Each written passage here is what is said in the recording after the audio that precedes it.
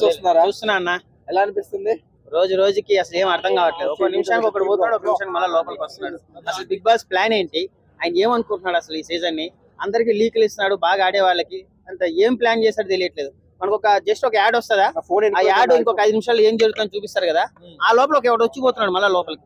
Eliminate అవుతున్నాడు, వస్తున్నాడు, పోతున్నాడు, వస్తున్నాడు. అసలు వాళ్ళకి ప్లాన్ ఏంది సార్ ఈ సీజన్? నాకేం అర్థం కావట్లేదు. అంటే నామినేషన్ ప్రాసెస్ సరిగ్గా జరగలేదంటారా? ఆల్రెడీ ఎలిమినేట్ అయిన వాళ్ళు లోపలికి వచ్చి నామినేట్ చేయడం అట్లా. అవును, నామినేషన్ ప్రాసెస్ లో దమ్ము సీజన్ రాకపోయింటే నాకు చాలా హ్యాపీగా ఫీల్ అయ్యాని. ఆ అమ్మాయి వచ్చిన దానికి చాలా ఫీల్ అవుతున్నాను. ఆ అమ్మాయి వచ్చి మళ్ళీ తనుజని అంటుంది చూసారా, మళ్ళీ పవన్ కళ్యాణ్ బెస్ట్ ఫ్రెండ్ అయిన పవన్ కళ్యాణ్ మళ్ళీ వచ్చి నువ్వు సరిగా పొలకా కలుపుతున్నావు, నువ్వు కరెక్ట్ గా స్టాండ్ తీసుకుని మాట్లాడలేదు అంటున్నాడు చూడు, అది ఇంకా చిల్లర అనిపిస్తుంది.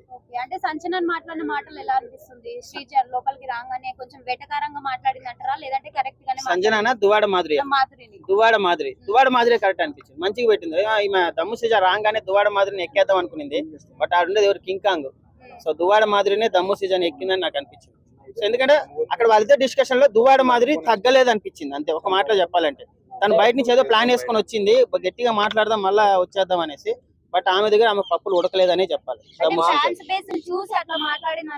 అవును, మనం ఇప్పుడు పోయి గట్టిగా మాట్లాడితే మళ్ళీ మన రీఎంట్రీ తీసుకొస్తారు మనం అనుకునేది, కానీ ఏమో దమ్ము సీజన్ చిన్న కుక్క పిల్లలాగా అనిపించింది అంతే దువాడ మాదిరి ముందర. ఆమె ఒరిజినల్ గానే ఉంది బేసిక్. ఇంకెవరైనా అయ్యి ఉంటే నాగార్జున గారు వార్నింగ్ ఇచ్చినాక గట్టిగా మాట్లాడరు, వాళ్ళు గేమ్ ప్లాన్ మార్చుకుంటారు.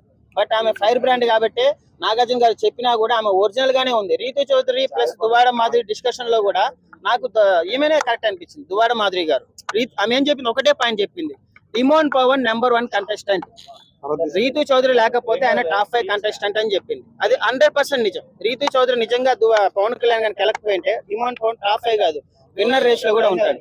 వీళ్ళిద్దరు ఈ లవ్ ట్రాక్ పుల్కాలు కొట్టుకోవడం తిట్టుకోవడం తప్ప బిగ్ బాస్ కి ఏదో కంటెంట్ ఇస్తున్నారు తప్ప ఇమోన్ పవన్ గెలిచేంత కంటెంట్ అయితే రావట్లేదు. అది నిజం.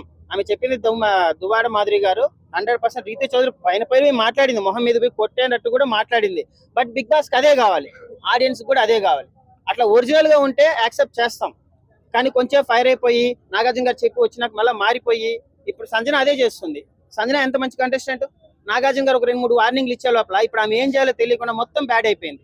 అట్లుండడం కన్నా దువాడ మాదిరి లాగా 2 వారాలు ఉన్నా పులిలాగా ఉండి వెళ్ళిపోవచ్చు. బట్ దువాడ మాదిరి పులి అనుకుంటే ఆమె ముందర మళ్ళీ తనుజ ముందర పిల్లి ఎందుకు అయిపోతారో అర్థం కావట్లేదు నాకు. వాళ్ళిద్దరిది ఎలా ఉంటుంది తెలుసా, దువాడ మాదిరి గారు తనుజ గారిది కింకాంగ్ సినిమాలో హీరోయిన్ ఉంటది, కింకాంగ్ ఏమో ఇంత పొడుగు ఉంటది, హీరోయిన్ భయపడతా ఉంటది కింకాంగ్. ఆ టామ్ అండ్ జెర్రీ ఎంత బాగుంటది అట్లా అనిపిస్తుంది అనమాట. దువాడ మాదిరి గారు ఎంత పెద్ద రౌడీ, ఎంత ఫ్రైర్ బ్యాండ్, అలాంటి తనుజ బెదిరిస్తా ఉంది. ఏయ్ వీడి నుంచి పో, అడిపోయి కూర్చోపో, నువ్వు రాకు, నా బెడ్ మీద నుంచి వెళ్ళిపో అంటది అనమాట. అదన్నీ చూసి వాళ్ళ దువాడ మాదిరి గారు అదంతా ఏదో కోతి మన కింకాంగ్ ఎట్లా చూస్తారు చూడు, అట్లా అలిగి వెళ్ళిపోవడం, ఇవన్నీ చాలా ఎందుకో హౌస్ లోకి వెళ్ళిపోయినాక తనుజ బిహేవియర్ ఏమో తెలియదు కానీ పులిలా ఉన్న వాళ్ళందరూ ఆమెకు సరెండర్ అయిపోతున్నారు. బర్నీ గారు, ఇప్పుడు మళ్ళీ ఈమె దువాడ మాదిరి గారు, ఇంకెవరైనా సరే ఆడికి పోయినాక ఆమెకు సరెండర్ అయిపోతుంది. మరి ఆమె క్యారెక్టర్ వల్లనో ఆమె మంచితనం వల్లనో తెలియదు కానీ బర్నీ గారు నిన్న వచ్చారు, మళ్ళా బర్నీ గారు కూడా అన్నారు అసలు తనుజ నిన్న పోయి కలవలేదు పాపం, మళ్ళా పోయి కలిస్తే నాన్న అంటారు బ్రాండ్ అంటారు అని చెప్పేసి దూరం నుంచే మాట్లాడింది పాపం. అది తనుజ అంటే ఒరిజినల్ గా ఉండాలి. తనుజ టాప్ 5 కాదన్నా, ఇప్పుడు విన్ అయ్యే అవకాశాలు ఎక్కువ ఉన్నాయి. ఎందుకంటే ఈయన ఇమాన్యుల్ ఆయన ఈ మధ్యన బిహేవియర్ మొత్తం ఒరిజినల్ అంతా బయటకు వస్తుంది. ఏదంటే అది మాట్లాడడం, తనుజ మీద నామినేషన్ ప్రాసెస్ కరెక్ట్ గా లేకపోవడం. ఆయన అన్నాడు కదా సుమన్ శెట్టి విషయంలో అన్నాడు కదా, నేను అంత కామెడీ పడి కింద పడి గొల్లి పడి అంతా నేను కంటెంట్ చేసుకొని నేను టాప్ 5 వస్తుంటే సుమన్ శెట్టి జస్ట్ మంచితనంతో వేసుకెళ్ళిపోతాడని చెప్పి మాట్లాడినాడు. సో అక్కడ ఆయన ఒరిజినల్ బయటకు వచ్చింది కదా.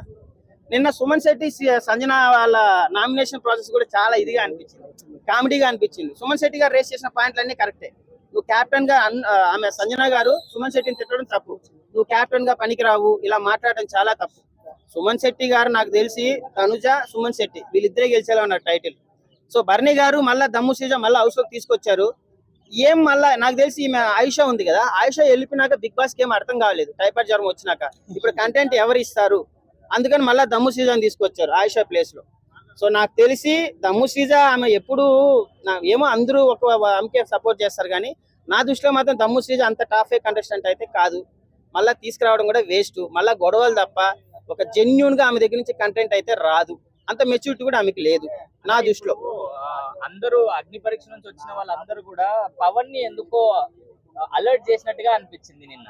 ఎంత అలర్ట్ చేసినా పవన్ కళ్యాణ్ ఏమైనా టాప్ 5 లో ఉంటాడా చెప్పండి? ఏదో 6 అడుగులు ఉన్నాడు, ఇలాంటి వాడు ఒకడు ఉండాలనేసే తప్ప ఆయన ఏమన్నా విన్ అవుతాడా? లేదు కదా. నిన్న దమ్ము శ్రీజ బెస్ట్ ఫ్రెండ్స్ అన్నారు, ఒకరొకరు పూసుకున్నారు, ఆమెనే పోయి పొడిచింది కత్తి వేసుకొని. ఎవరు? దమ్ము శ్రీజ. అక్కడే తెలిసిపోతుంది ఆమె ఒరిజినల్. ఆమె వచ్చి పెద్ద నా నీతులు చెప్తుంది, నువ్వు ఎందుకు స్టాండ్ తీసుకోలేదు, నువ్వు ఆడపిల్ల, నువ్వు ఆడంగోడివి, నువ్వు ఆడవాళ్ళతో పులిహోర కలుపుతున్నావు అని చెప్పి ఈమె పోయి కత్తి పొడిచింది. అంటే ఆ మాట చెప్పి నువ్వు హెల్మెట్ చేసేచ్చా మరి పవన్ కళ్యాణ్? చాలా సరే ఆగ నాకు చాలా ఆగ చెప్పండి ఇంకేం